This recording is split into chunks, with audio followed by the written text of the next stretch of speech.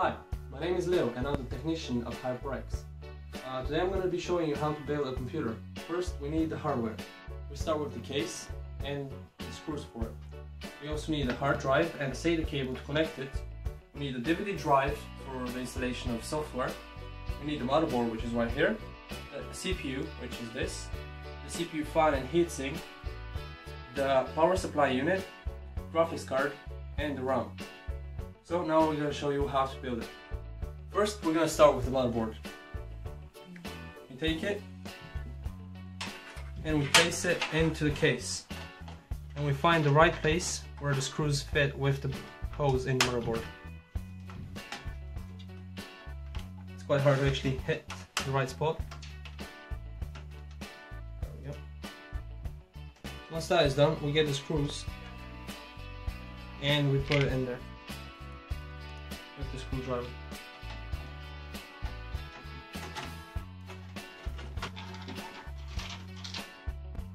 After we finish installing the motherboard, we then switch to installing the CPU. First, we take the CPU, take it out of the box, really carefully so we don't damage any of the pins on the underside. Pull the clip sideways and we push it back, which opens the flap for the CPU slot. Then we find the right place where there's these two slits on the side, which indicate which way the CPU should go. In this case, it should go like this.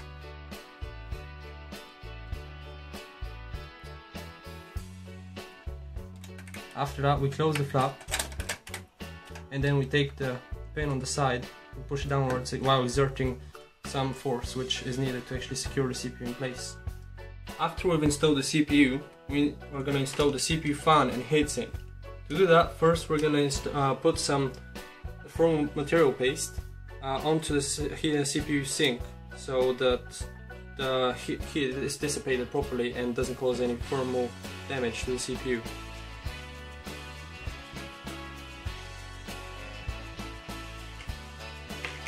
After that, we take the CPU and place it in the proper slots. Then we just push the pins in until they click.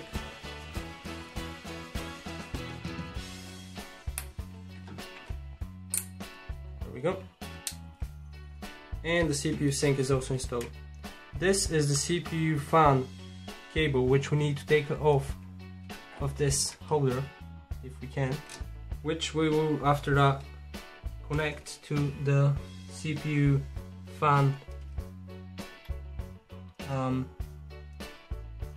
slots. Next, we're going to install the power supply unit, or also known as the PSU, into the case and connect it to the motherboard, and later on connect it to the other components we're going to put after this. First, we place it in the right position, which is the other one. The fan should always be down, facing towards the motherboard.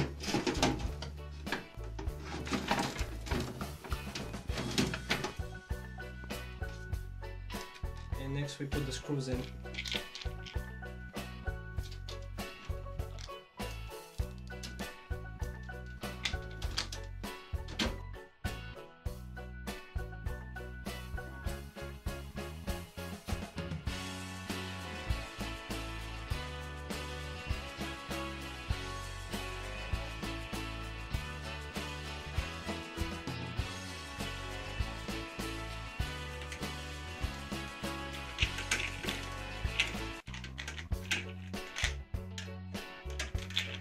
Now we're just making sure that all the screws are screwed in properly.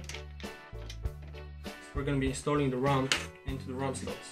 This is a really easy process. If you have more than one RAM stick, one module, you need to choose the same colors slots. For example, I'm going to be choosing red and red, and make sure that the slits fit with the slits in the RAM slot, so that I don't damage any of them.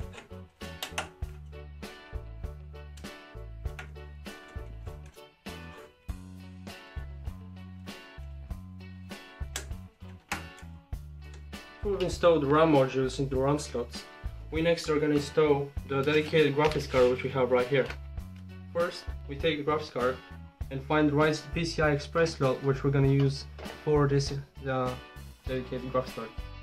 After that, we find the right slots and we plug it in. This is going to also take this pin and pull it upwards, and you're going to notice that. Next, just to secure it in place, we're going to take our screws and we're going to screw it into the case so that it doesn't move.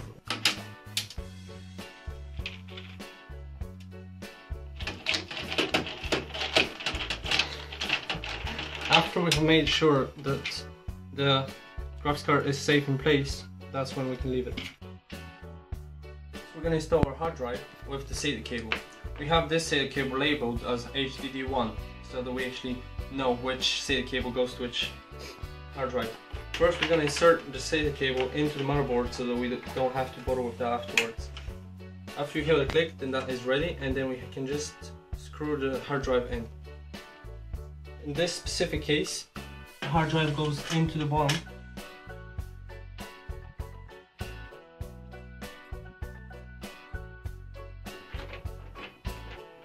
After we have secured the hard drive in place, we just plug the SATA cable into it so that it connects from the motherboard into the hard drive and the other way around.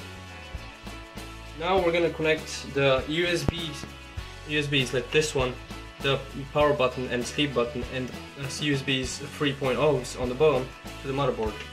First, we're going to connect the top USBs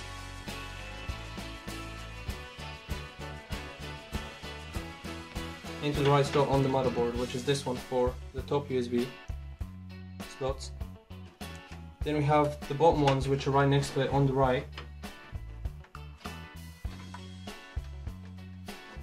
Then the power buttons, which we're gonna plug into this part of the motherboard. Okay, and it's done. Now the power buttons and the USBs in the front should work when we connect the computer to a power supply. Next, we're gonna install the DVD drive into the case and connect to the motherboard so we can actually install software after we're finished installing the hardware. To do this, we take off the back plate so that we can actually screw the DVD in, and we also have to remove the front plate so we can actually put in the DVD unit.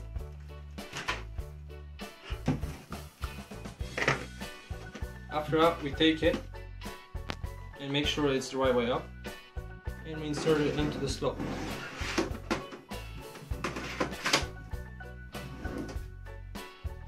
Into the right position. Then we take the screws and find the right place.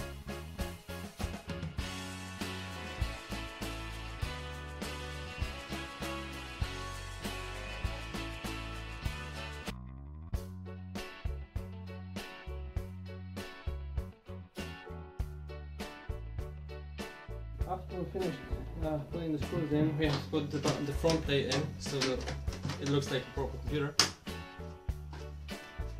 And since it's just on clips, we just put them on. After we hear a click and it's all done, then we take our back plate off, side plate as well, or whichever.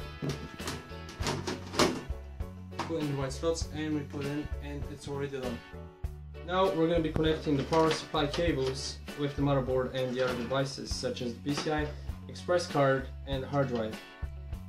First, we need to find the power supply 24-pin connector and connect it to the motherboard to give the motherboard power so that it can power everything else.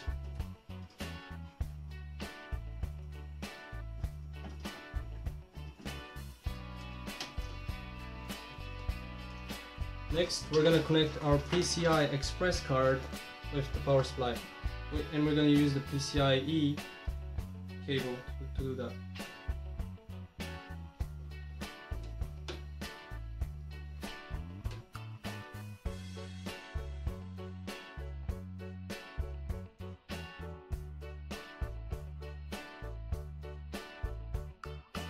Since all of these are for different PCI Express cards, and we have just one, we're not going to use them anyway, and we're going to set them aside. Next, we're going to use a SATA power cable to connect our DVD drive.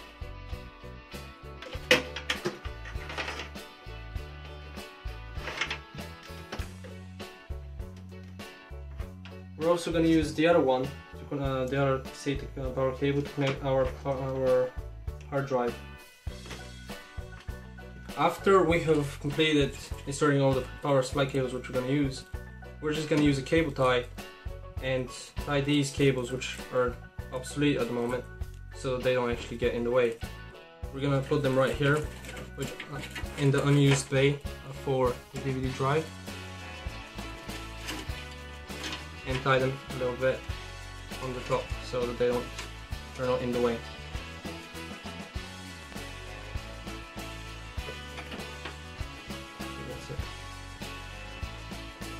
After we finished building the computer, we have to check if it actually works. So we're going to connect the power supply with the electricity and then press the start button.